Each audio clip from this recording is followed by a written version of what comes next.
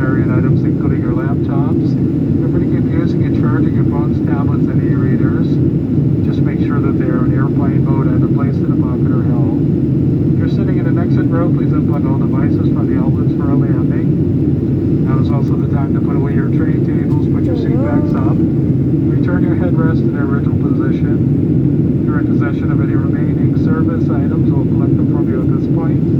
Be sure that your carry-on items are securely stowed for a landing.